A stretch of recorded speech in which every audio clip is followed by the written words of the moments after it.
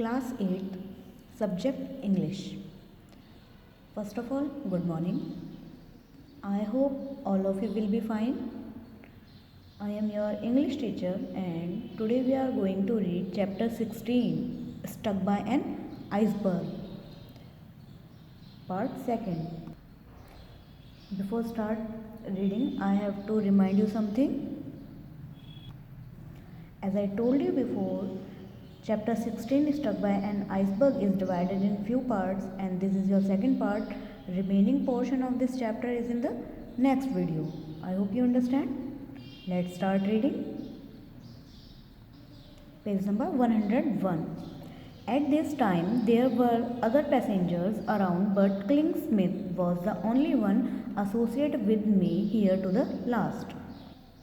इस वक्त जहाज़ पे और बहुत सारे यात्री थे पर क्लिंट-स्मिथ जो थे वो आखिर तक मेरे साथ बने रहे.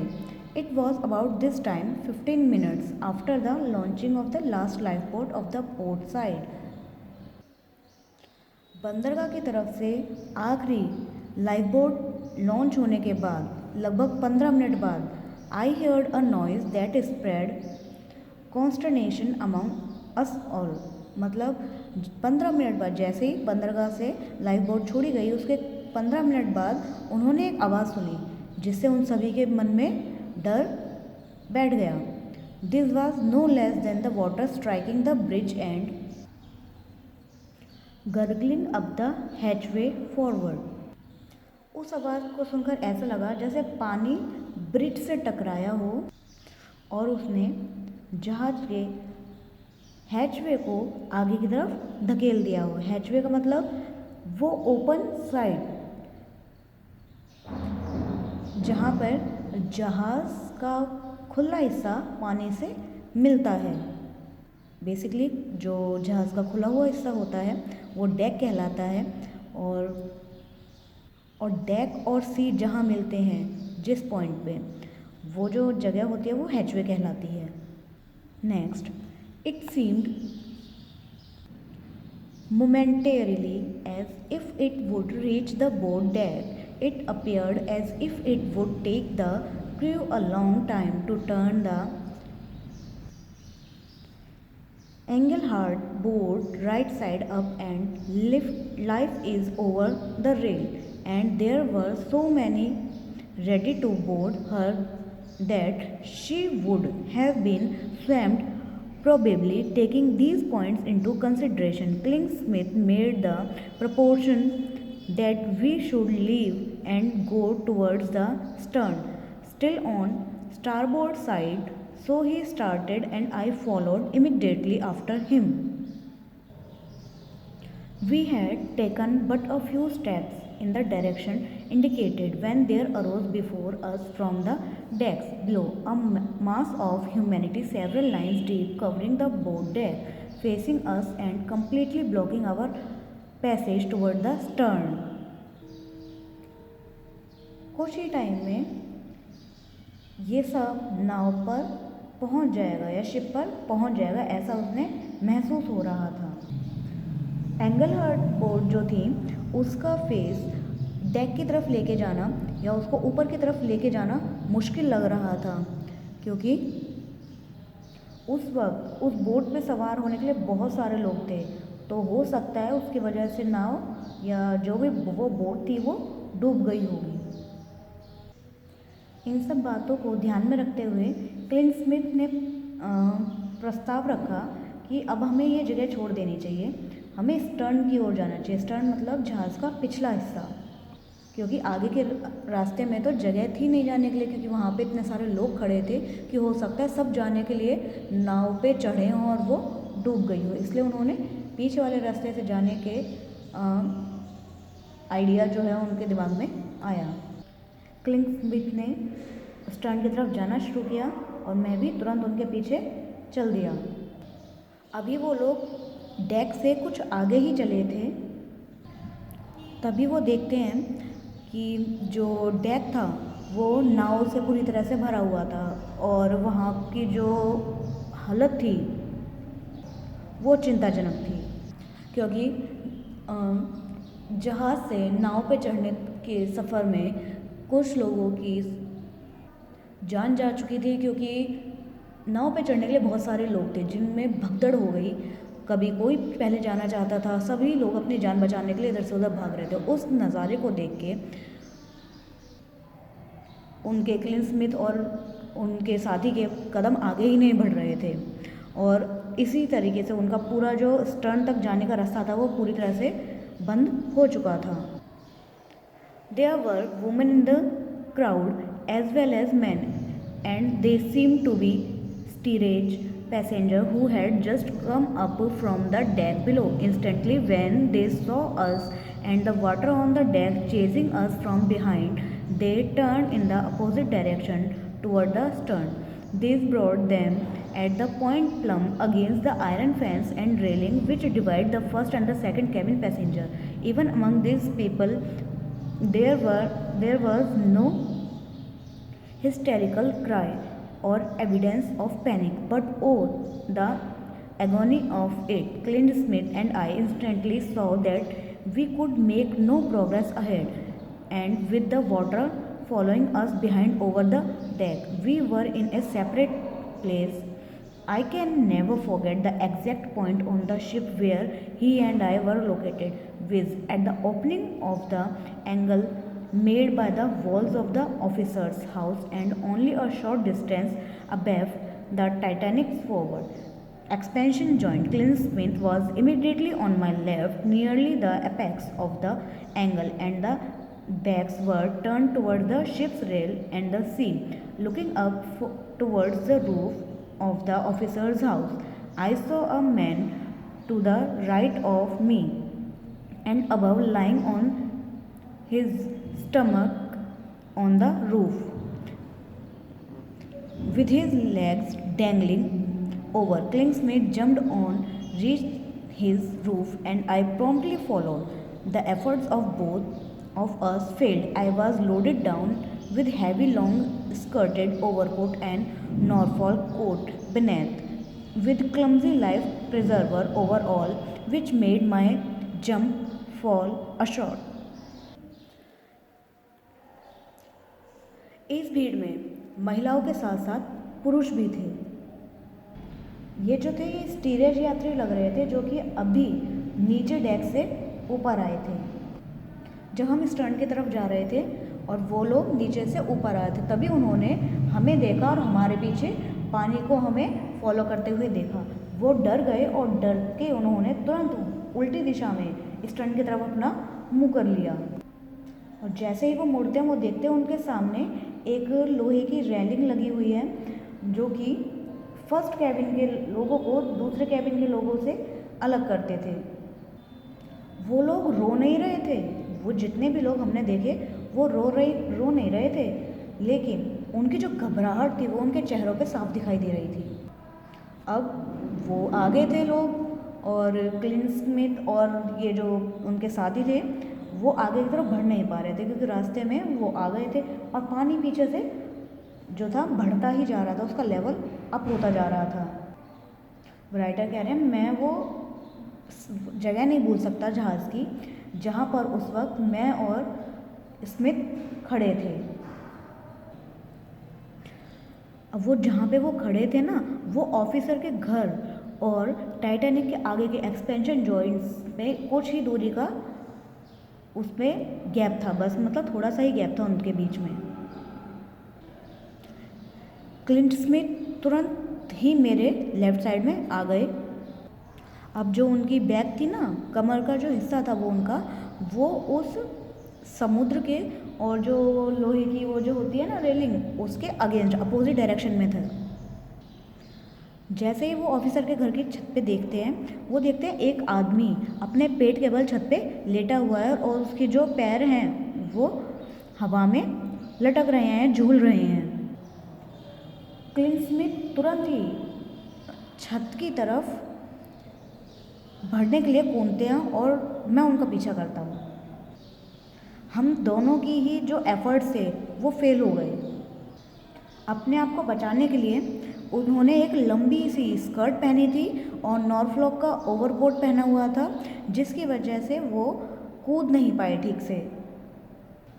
इसकी वजह से उनकी छलांग ज़्यादा ऊंची नहीं हो पाई। As I came down the water struck by right side, I crouch down into it preparatory to jumping with it. The rose as if on the crest of a wave on the seashore. This expedient brought the attainment of the object I had in view.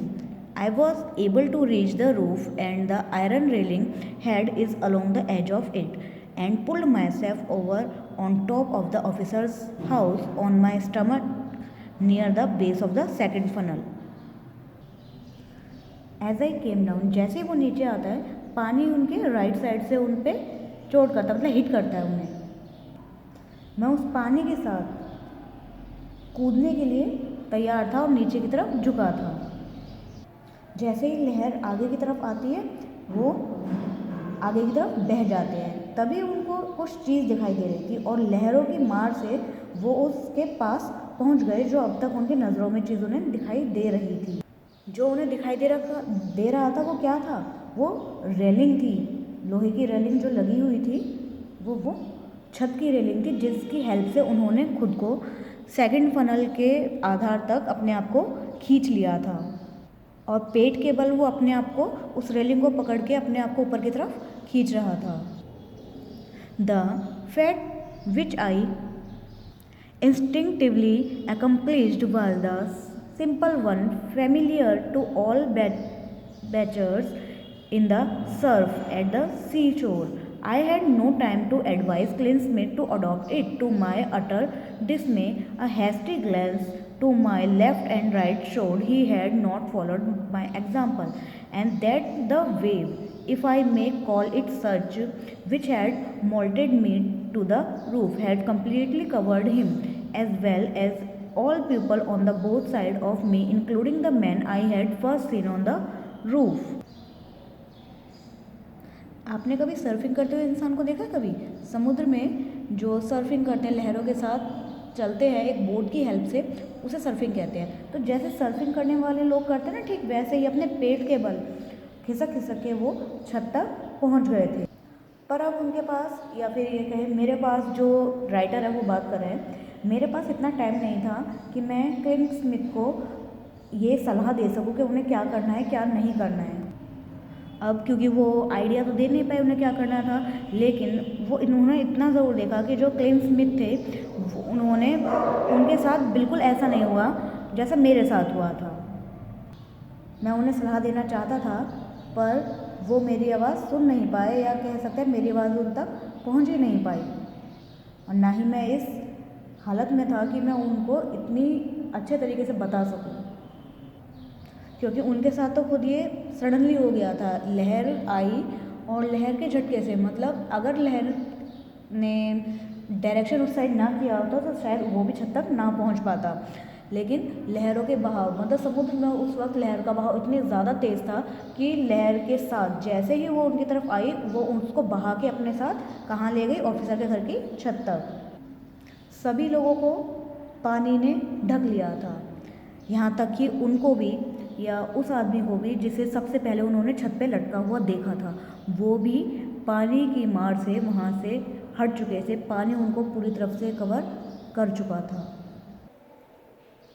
I was thus parted forever from my friend Clint Smith, with whom I had agreed to remain to the last struggle. I felt almost a pang of responsibility for our separation, but he was not in sight, and there was no chance of rendering assistance.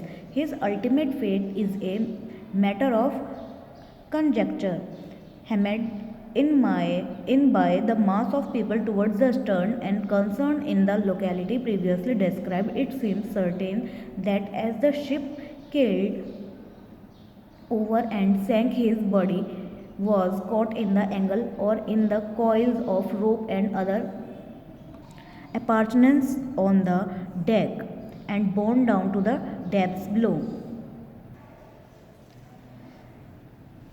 लहरों की मार से मैं अपने दोस्त Clint Smith से हमेशा के लिए अलग हो गया, जिनके साथ उन्होंने अंतिम संघर्ष तक बने रहने के लिए सहमति जताई थी, उनसे अब वो अलग हो चुका था। अब मुझे अपनी जिम्मेदारी, मतलब मुझे लग रहा था कि मैं उनके लिए कुछ कर सकता था, उसे बचा सकता था, मुझे अपनी जिम्मेदारी का दर्द महसूस हो रहा था, लेकिन अब वो मुझे दिखाई नहीं दे रहा था। उसकी मदद करने का मेरे पास कोई मौका नहीं था। उसके किस्मत में क्या लिखा था, इसका सिर्फ हम आइडिया ही लगा सकते थे, गैस ही कर सकते थे। लोग जो हैं, लोगों की भीड़ पीछे वाले हिस्से पर आ चुकी थी। अब इसको देख के ये महसूस हो रहा था, ऐसा लग रहा था कि जो जहाज़ है वो या तो पलट गया है या एक तरफ से पानी में डूब। अब वो सोच रहे हैं, हो सकता है कि मिस्टर वो जो थे क्लिंट स्मिथ जो थे, उनका जो शरीर है, हो सकता है वहाँ जो रस्सियाँ पड़ी रहती है जिससे जहाज़ को रोका जाता है, जिसे आप एंकर बोलते हो, उसमें उनका शरीर फंस गया हो, या फिर वो बहुत गहराइयों में अंदर चले गए हों। तो उनके दिमाग में ये सब बातें चल रही थी। वो सोचते हैं कि जो जेम्स क्लिंट स्मिथ थे, उनके जितना बहादुर इंसान दूसरा कोई नहीं था या नहीं हो सकता है। He was the embodiment of coolness and courage during the whole period of the disaster. यहाँ क्लिंट स्मिथ की तारीफ हो रही है उसकी। जब वो दोनों अलग हो गए तो उनके बारे में उनके मन में क्या क्या विचार आए कि इस पूरी आपदा के समय उनके जितना शांत इंसान मैंने नहीं देखा या कोई हो ही नहीं सकता था। While in constant touch and communication with him at the various points on the ship when he were together on this tragic night, he never showed the slightest sign of fear but manifested the same quiet, imperturbable manner so well known to all his friends who joined with his family in mourning his loss. अब ऐसे ही कुछ और thoughts उनके mind में आते हैं कि वो इतने बहादुर थे कि इस पूरे टाइम में, ये जो डरावनी रात हमारे सामने आई थी, इस पूरे टाइम पे उनके चेहरे पर ज़रा सा भी दुख या डर का संकेत तक नहीं दिखाई दिया था। वो एक बहुत ही शांत तरीके से उन्होंने अपने भावनाओं को प्रकट किया। कोई अस्थिरता उन्होंने अपने भाव के साथ नहीं दिखाई। वो इतने अच्छे इंसान थे कि अपने दोस्तों के, परिवार के, अगर उनके साथ कुछ भी गलत होता है या कुछ भी दुखद हुआ है तो उनके साथ दुख जो है क्लिंट स्मिथ भी फील करते थे। अब उनसे दूर होने के बाद ये सब बातें राइटर के दिमाग में चल रही थी कि उनके जैसा इंसान, मतलब उनका जैसा जो उनका बिहेवियर था, जो उनकी पर्सनैलिटी थी, हमें उससे इंस्पिरेशन लेनी चाहिए। And an appropriate epitaph to this memory taken from the word of Christ would be greater love had no man than this that a man lay down his life for her friends या his friends. अब वो बोलते हैं कि उनकी यादों को अगर मैं इस प्रसंग की सहायता से बोलता हूँ तो आई थिंक ये उनकी यादों को हमारी मेमोरी में से जाने नहीं देगा। मतलब उनका मानना था कि इससे बड़ा प्रेम क्या ही होगा कि जो व्यक्ति है वो अपने दोस्तों के लिए अपनी जान दे दे। मतलब इस प्रसंग के ज़रिए वो क्लिंट स्मिथ की तारीफ़ कर रहे थे कि मतलब एक इंसान ऐसा जिसने पूरे टाइम में साहस जो था बिल्कुल भी नहीं छोड़ा, बिल्कुल भी वो डर जो था उनके फेस पर दिखाई नहीं दिया, दूसरों की हेल्प करते गए और इसी के साथ अपने दोस्तों की और रिश्तेदारों की या अपने जान पहचान के लोगों की जान बचाते बचाते उन्होंने अंत में अपनी जान दे दी। Your second part is completed here. Now you have to read this chapter multiple times for better understanding and to learn correct pronunciation of difficult words. Okay? Thank you. Have a nice day.